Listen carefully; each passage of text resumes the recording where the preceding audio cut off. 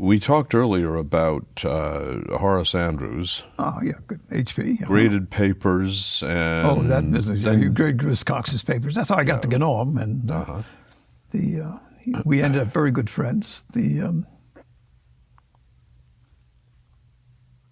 Ellis Odd invited me to go with him to the UN that wanted someone like Ellis to advertise the role of statistics in agriculture and industry and so forth in India.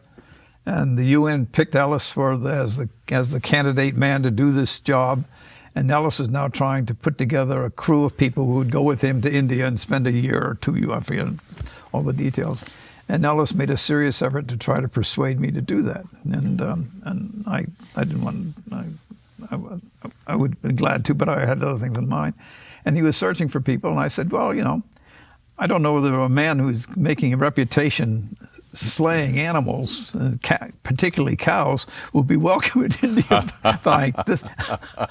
But because he worked at Swift, yes. An entertaining person and a good lecturer and all that, he'd be good fun. And so Ellis called him up, and they got together, and apparently they just hit it off like that. And so Ellis went off to, HP went off with Ellis to India, came back and took a job as a member of the staff at Rutgers, quit his job with Swift, yeah.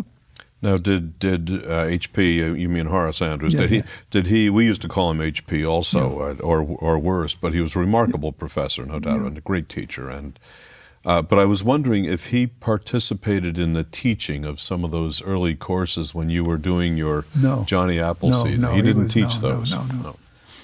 When he graduated, he got his master's degree with NC State, and I think that is right. He went to Penn State and got a PhD. He got a master's degree in agricultural chemistry, not in statistics. He got a degree, a master's in agricultural chemistry or agricultural something or other, and then he went to Penn State and got a PhD in something to do with agricultural sciences or nutrition. That's what it was. Nutritional chemistry.